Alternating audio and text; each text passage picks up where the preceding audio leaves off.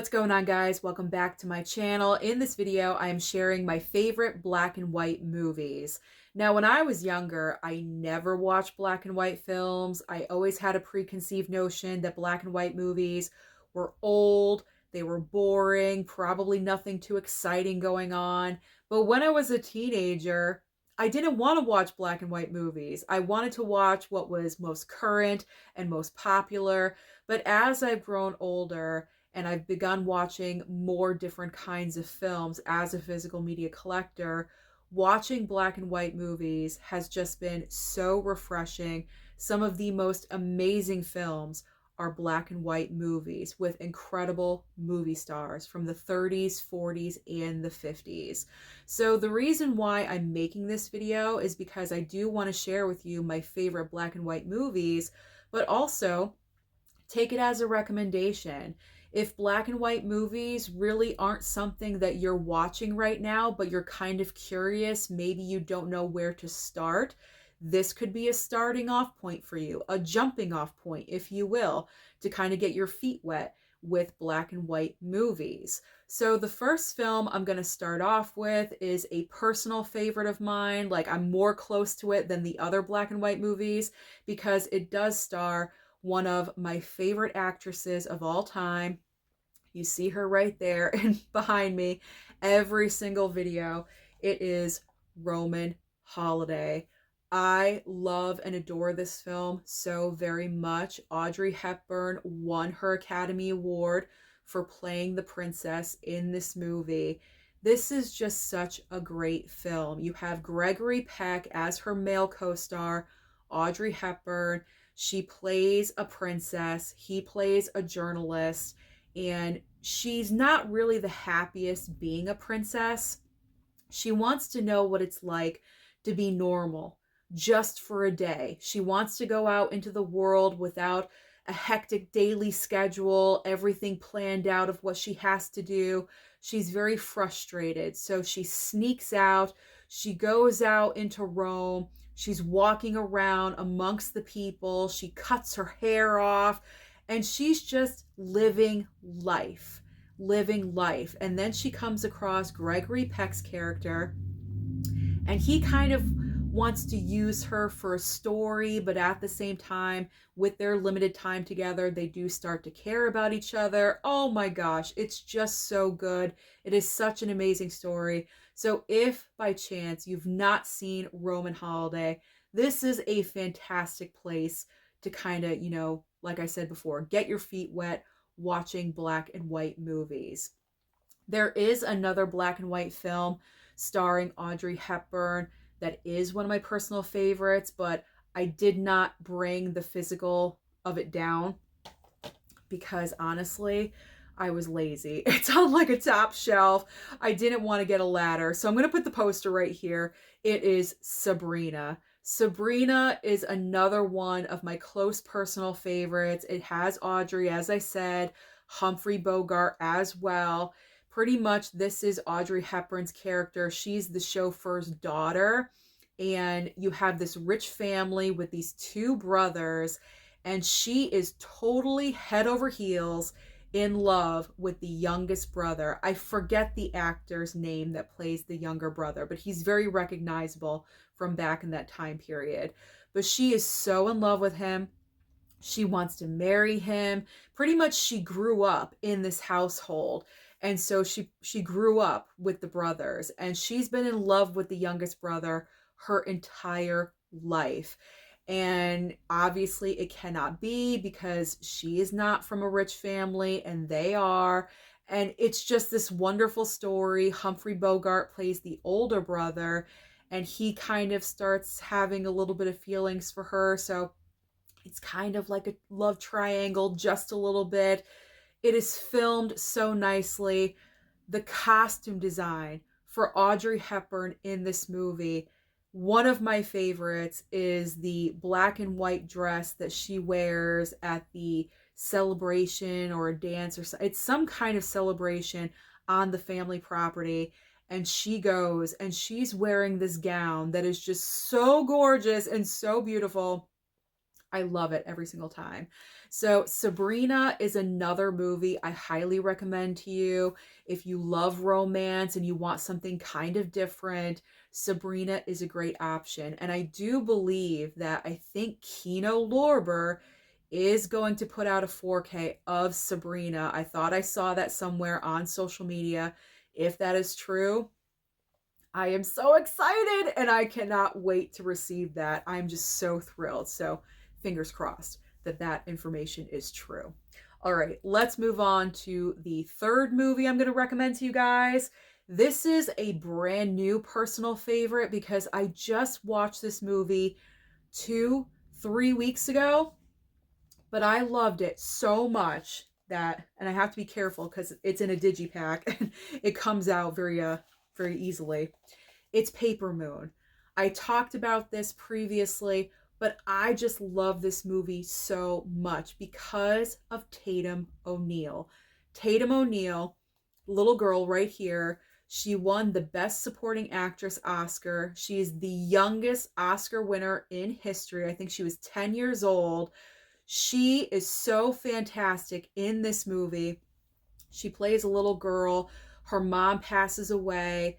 Ryan O'Neal, her father in real life, shows up because he knew her mother.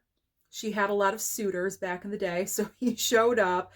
And Tatum O'Neal's character thinks that possibly Ryan O'Neal's character could be her father, and he is a con man. And so she kind of starts just following him around, and they don't really have the best relationship at the beginning of the movie. She's not really talking to him, but she doesn't really have anywhere else to go. So she kind of latches herself onto him. And as the movie goes on, their relationship builds to where she's assisting him with the cons, and she's doing extremely well. She's a natural, actually. She has so many fantastic moments in this movie. They actually both do together. They have a great relationship throughout the entire film, a great like push and pull dynamic. It's not always great all the time. It's very like contentious throughout, but it's a great dynamic between the two of them. And I just really love this film. Highly enjoyed it. Really well done, well shot movie. And I'm just so happy that she won for Best Supporting Actress because she totally deserved it. I was laughing. You wouldn't think you'd be laughing a whole bunch during Paper Moon, but it was very funny. I was laughing at a lot of moments. Great film. So if you've not seen this movie, you need to. And this is the recent 4K Criterion release. It is fantastic. Please pick this up. If you missed out on the Criterion sale, the flash sale that just happened, then pick it up in July during the regular Criterion sale because you need to have this. This is an awesome movie. All right, going to the horror genre. Let's go to the horror genre. Of course, I'm talking about Alfred Hitchcock's Psycho. I mean, I have to include this. I watched this movie every single October ever since I picked up both 4K Steelbooks. I have to watch it every single year. It was so groundbreaking. The cinematography in this movie is done so well. You have fantastic performances by Anthony Perkins and also, oh my God, Janet Leigh. I almost forgot her name. Amazing. Truly amazing. Incredible film. If you have not seen Psycho, you need to. You absolutely need to. Not too much to say about Psycho because that is just, it speaks for itself pretty much. So you have to watch it. You have to watch it. You have to have it. All right, next up. This is also a newer favorite because I've only seen this movie one time, but it just made such an impression on me. Arsenic and Old Lace. You need to watch this. This movie is so good. Now, you guys know I love Cary Grant, and this is one of, I believe, 3 Cary Grant movies that I chose for this video. I couldn't help it. It was just coincidental. He was in all 3 of these movies. But the reason why I love Arsenic and Old Lace, number one, it is funny as heck. It is so freaking funny. But also, Cary Grant in this movie The physical comedy that he has to do. I've never seen him do physical comedy on this level in a movie before. Now, I have not seen everything that he has done, but I have seen a lot, and this had me roaring. I was laughing so hard. What's happening in this movie is that Cary Grant like just gets married. His job, if I'm remembering correctly, he's a columnist where he's kind of against marriage, but he recently gets married right in the beginning of the movie. And then he has these two aunts that he is going to, I think, tell them that he just got married. But what he doesn't know is that his two aunts are killing people. That's not a spoiler. That is the movie. Okay, like that's what's happening in the movie. His aunts are killing people, and they look like they're the nicest women in the world. They look so cute, and they're very nice. It doesn't seem like there's anything wrong with them, but there is. And so there's a lot of secrets and lies, and it's just such a great movie. So again, another Criterion. Wait for the sale in July to pick it up. You need this. You absolutely need this one. Now, the next Cary Grant title that we have, the reason why I picked The Philadelphia Story is because this is a great black and white movie with three iconic actors.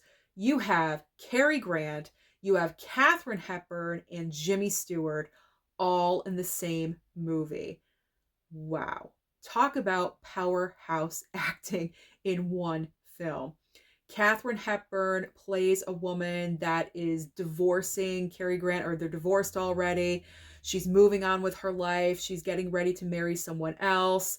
And there's a lot of like press involved with it because she is famous, or her family is famous, and so there's a lot of press. Everyone wants to know the details of the wedding and things like that. And Jimmy Stewart and someone else, another woman, plays like journalists. They go to cover the wedding activities, and then he starts falling for Katharine Hepburn, and there's just a lot of stuff going on in this movie. It is so well done. The acting is just phenomenal. How can it not be when you have three amazing actors like Cary Grant, Katharine Hepburn, and Jimmy Stewart? So Philadelphia Story, fantastic. High recommendation. I love this movie. I think I've watched it 3 times now, and I never get bored. I always enjoy watching this film. Now, I have a lot of Criterions in a row. The next movie, another Criterion, pretty much whenever you're first starting your Criterion collection, this is one of the movies that everyone recommends that you should start off buying because it's just so good. It's 12 Angry Men.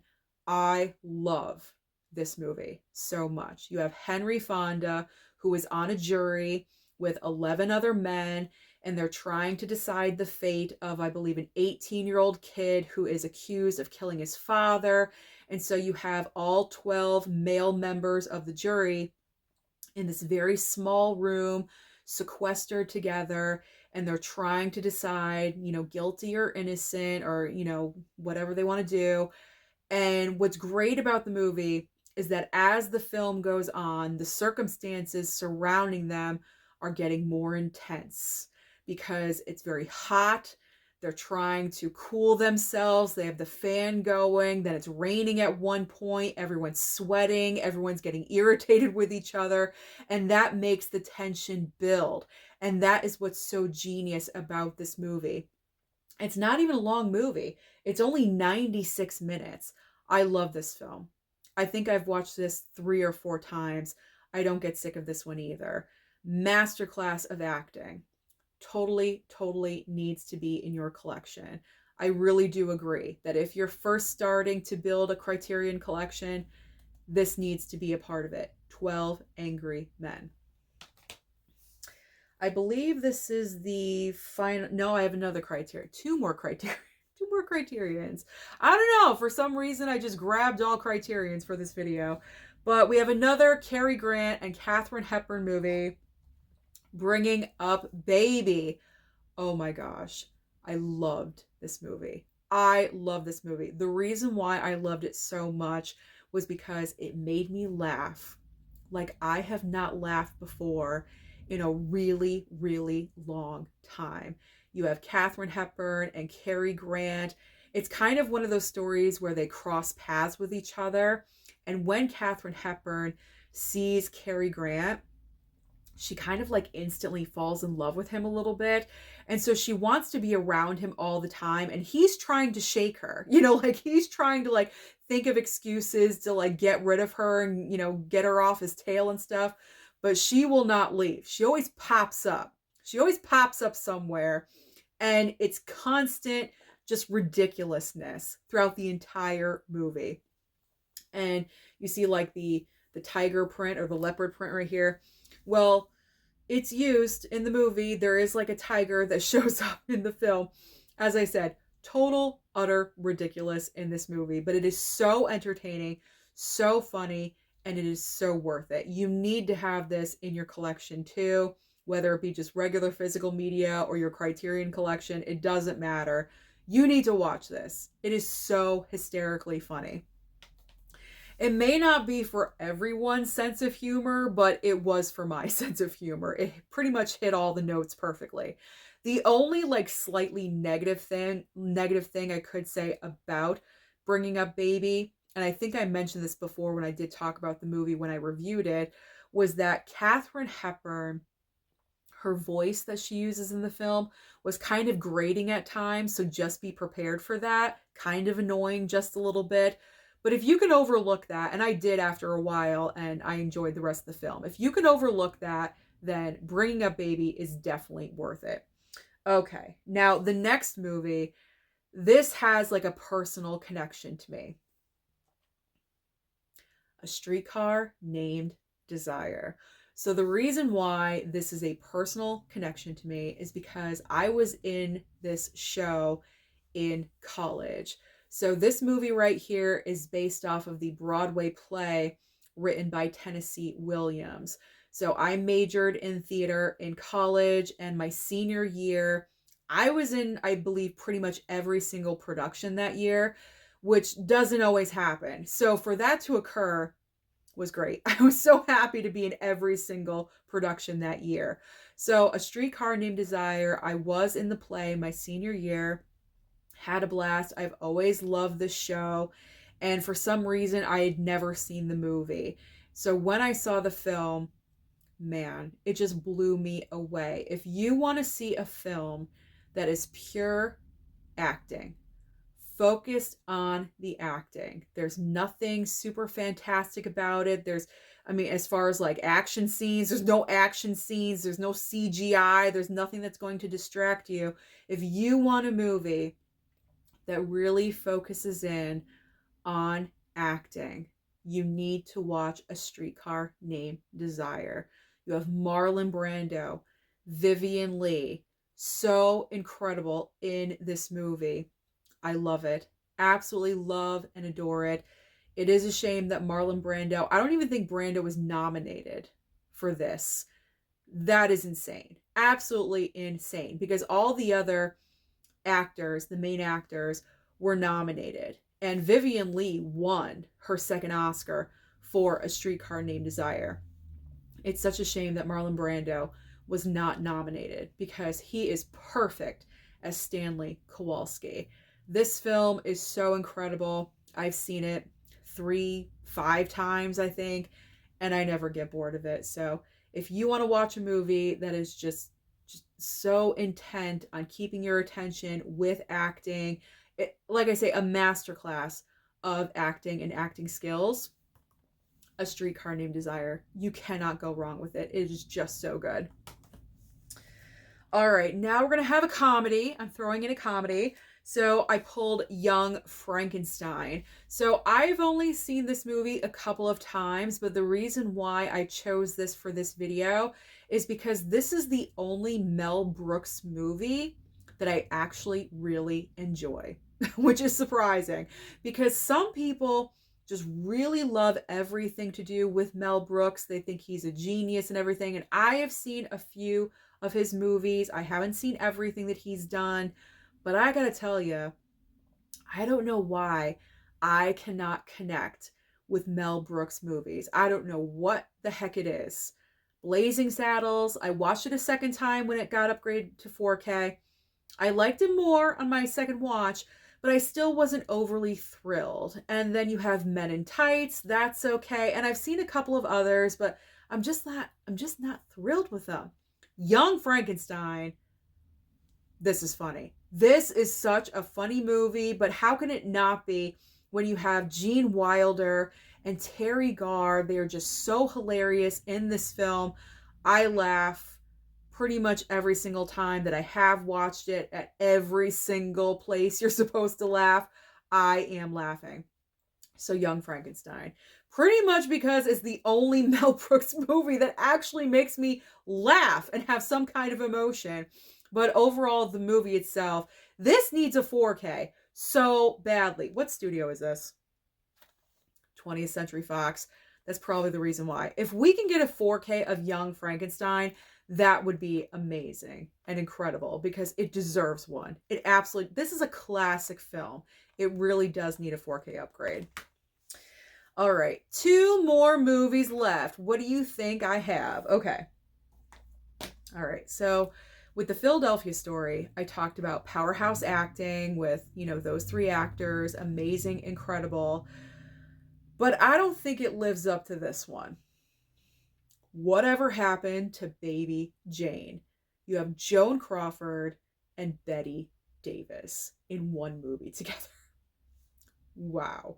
This film is incredible. And personally for me, I put it in my horror genre collection because there are moments in this movie that are just really frightening because you don't know, as you're watching this for the first time, you don't know what is going to occur as the movie goes on.